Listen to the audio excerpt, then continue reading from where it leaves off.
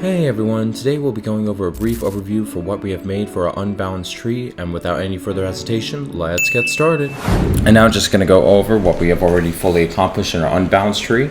So we have already included our libraries using namespace std for the sake of convenience. We have a class and a public instance for our nodes. We have our root. We also have initialized our root as well. We did our insert as well.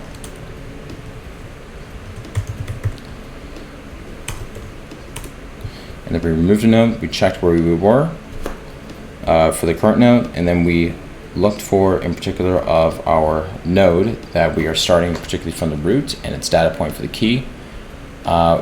We are looking in particular through the root. We initialized at the top, and we're going to use that as a starting point to go through the left and the right side when searching throughout the rest of the tree to either insert from what we've already done, and then moving over to delete.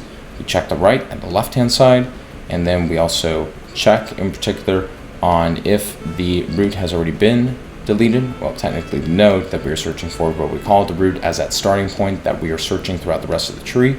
We perform in order traversal, as we have already stated, 5, 10, 20. If we have already set up in place. We've also done pre-order as well, where we focus on the left and the right. Notice in particular pre-order traversal of an unbalanced tree, 10, 5, and 20.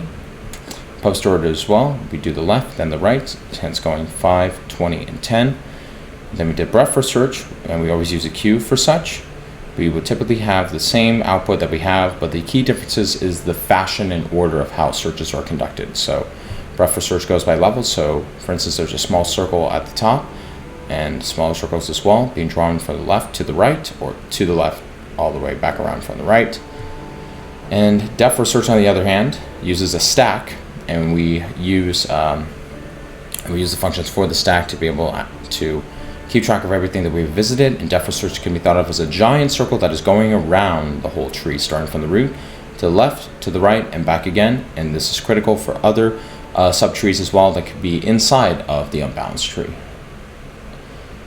So yes, this was our unbalanced tree. I will put the following code in reference as well, but yes, this is what we have accomplished for the unbalanced tree.